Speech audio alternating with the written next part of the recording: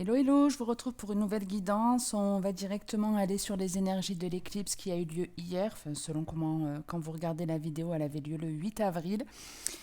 Comme les mois précédents, je prends le signe au hasard et c'est le tour des béliers. Donc bonjour les béliers, on se fait comme le mois dernier, ou enfin peut-être le mois d'avant, parce que je crois que j'avais un petit peu de retard. On se fait un tirage en 4 cartes avec l'oracle G, et après on fait pareil avec la métisse. Je donne pas de domaine, il peut y avoir du sentimental dans le G et inversement avec l'améthyste. Allez.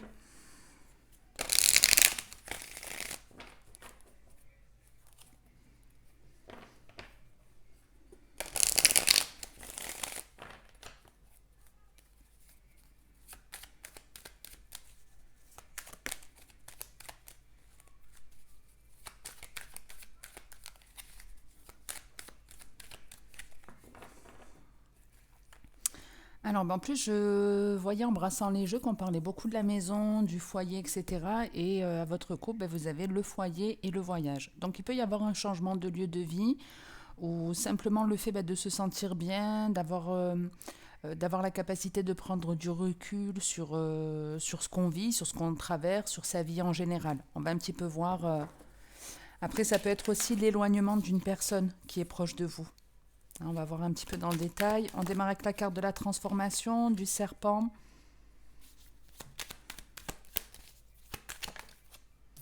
Le printemps.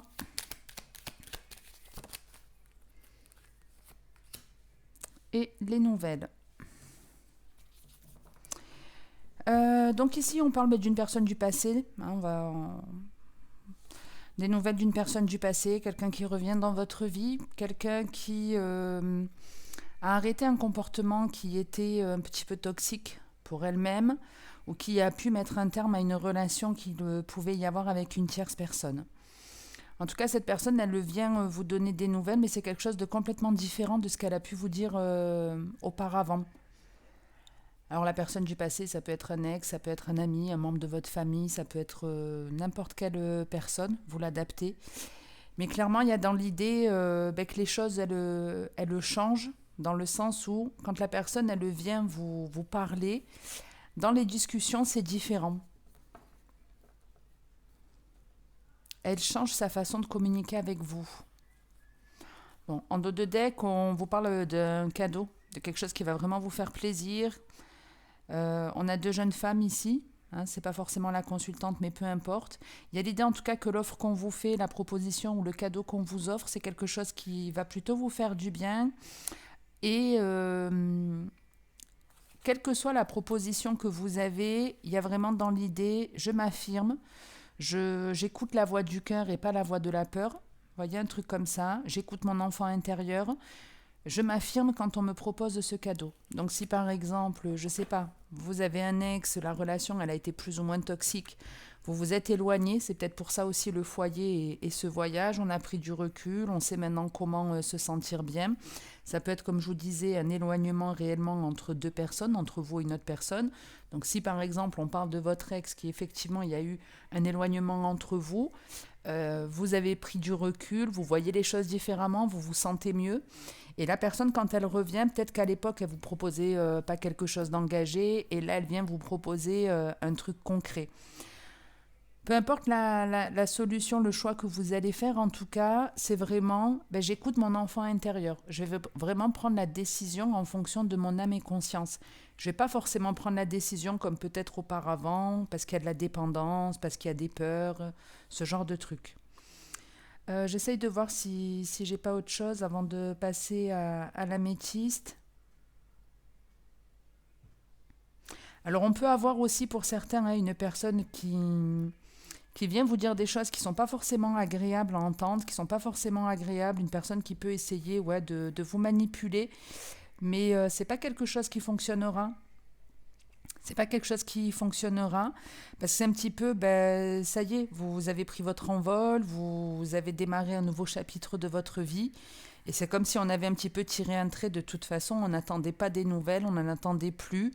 On sait que de toute façon, quand la personne elle nous contacte, Il y a des paroles pour faire plaisir certainement, mais qui ne sont pas sincères. Donc avec le nouveau départ, ça peut être, on met un terme vraiment à cette personne-là, à cette relation, et on prend un nouveau cap, une nouvelle façon de communiquer. Ça peut être vous aussi qui changez d'ailleurs votre fonction de communiquer. Si vous étiez un petit peu virulent dans vos propos, par exemple, vous avez peut-être pris un petit peu de recul, vous analysez beaucoup plus les situations, et quand vous dites les choses, vous gardez une forme de bienveillance.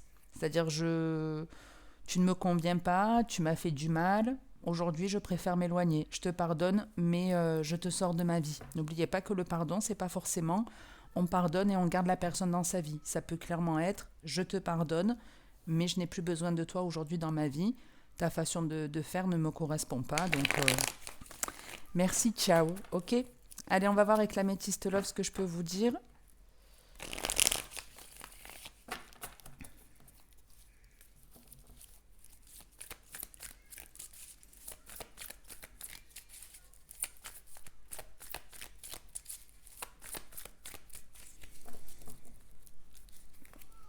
Et les béliers, on a un coup de foudre et la chance. Donc ici, que ce soit réellement un vrai coup de foudre pour une personne qui arrive par hasard, de toute façon le coup de foudre, on ne le maîtrise pas, on ne peut pas l'anticiper, mais ça peut être, j'ai un coup de foudre qui va m'apporter une période de chance ou quelque chose d'assez surprenant qui de toute façon vous amène un truc positif. On va voir dans le détail. Non, là il y en a deux, donc je ne prends pas.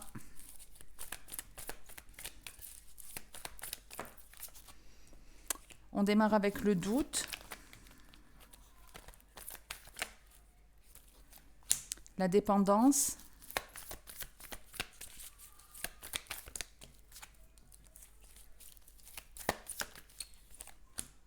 la blessure,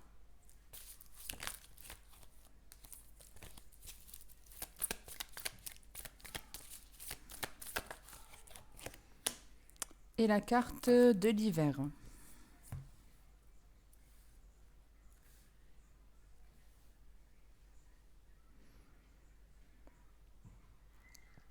Alors pour certains d'entre vous, en gros, c'est comme si effectivement vous alliez avoir un coup de foudre, que vous avez eu un coup de foudre pour une personne, un coup de cœur, c'est pas forcément dès qu'on s'est rencontrés, il y a eu un... Et encore que si, le coup de foudre, ça reste quelque chose d'assez instantané, on va dire.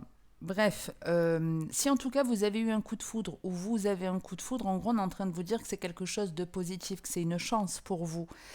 Mais avec le message qu'on voit ici, vous êtes clairement dans la confusion, vous êtes clairement dans le doute, vous bloquez à vous poser beaucoup de questions, à savoir quoi faire, à savoir si effectivement ça peut être une relation qui serait viable. La peur aussi de se lancer dans cette relation parce qu'on a peur de souffrir. Peut-être que vous avez déjà eu des coups de foudre dans votre vie et malheureusement ça ne vous a pas apporté quelque chose de bon, de sain. Et vous en avez finalement avec le temps souffert. Et il y a un petit peu cette idée ici, c'est-à-dire que je me pose beaucoup de questions, c'est rare plutôt, enfin je ne dis pas que vous ne posez pas de questions les béliers, mais en général vous êtes plutôt défonceurs. Donc là au contraire on est en train de stagner à se poser beaucoup de questions, à savoir si on y va, est-ce qu'on tente cette chance ou pas. Parce qu'on a peur ici de repartir dans une forme d'addiction, de dépendance affective à l'autre. On a peur aussi de souffrir. Certainement, vous avez beaucoup souffert dans une ou plusieurs relations. Et en fait, vous bloquez cette rencontre. Enfin, c'est pas que vous bloquez la rencontre, le coup de foudre, il aura lieu, mais vous vous bloquez tout seul, en fait. C'est vos peurs qui vous arrêtent ici.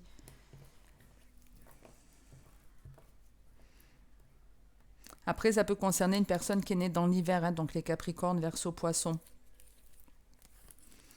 Qu'est-ce qu'on a en dos de deck? On a l'amour éphémère, la difficulté, la jeune femme superficielle et l'âme sœur.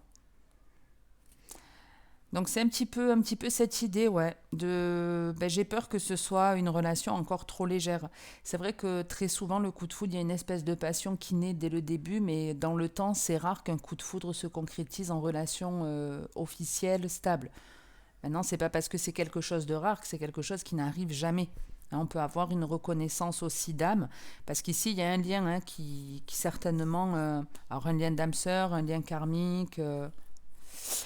Quoi qu'il en soit, ici, on a vraiment envie de retrouver de la légèreté. On n'a pas envie de se prendre la tête. Et ça peut être un petit peu compliqué. Ça peut être un petit peu compliqué parce que la relation au démarrage, elle est certes légère, mais on dirait que vous n'avez pas forcément envie de la faire évoluer. Parce qu'il y a quelque chose, je ne sais pas si c'est vous ou si c'est l'autre, mais c'est comme si l'une des deux personnes se disait, ben non, en face de moi, j'ai quelqu'un qui est un petit peu trop superficiel, qui me montre pas assez peut-être d'intérêt, qui me montre pas assez d'investissement. Et donc on se dit qu'en fait, ce coup de foudre, il va en rester au stade du charnel.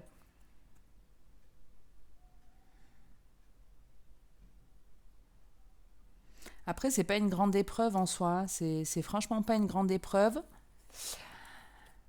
Déjà, il y a un petit peu d'abandonner une croyance, de peut-être quelque chose qui bloque aussi avec votre entourage. Si effectivement ce coup de foudre, il est par exemple pour une personne qui a une culture différente de la vôtre, ça va pas forcément être bien accepté de votre famille. Et c'est peut-être ça qui fait que vous allez bloquer.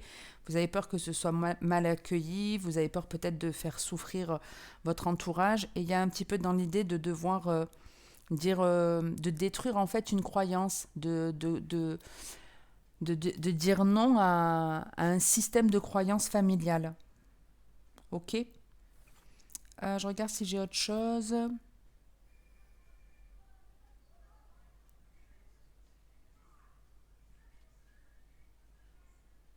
Bon, dans l'ensemble, je pense qu'on a fait le tour. Je ne vais pas rentrer trop dans les détails pour que ça reste le plus général possible et que vous puissiez tous l'adapter au maximum.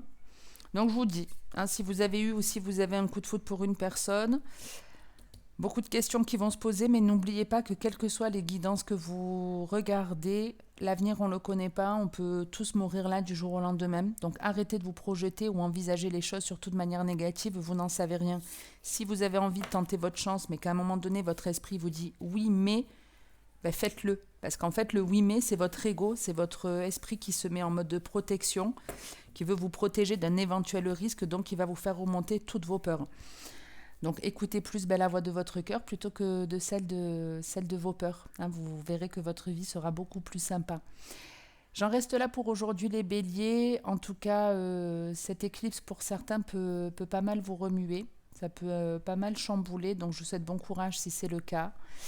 Je remercie au passage toutes les personnes qui like, commentent mes vidéos ou s'abonnent. Merci beaucoup parce que je ne suis pas très très régulière et vous êtes encore nombreux sur ma chaîne. Donc merci infiniment. Bienvenue aux nouveaux. N'hésitez pas à me faire un retour, qu'il soit positif ou négatif. On accueille tous les commentaires sur ma chaîne. Passez une très bonne journée ou une très bonne soirée. En tout cas les béliers. Et comme d'habitude, le plus important c'est de prendre soin de soi. Donc vous savez ce qu'il vous reste à faire. Ciao ciao.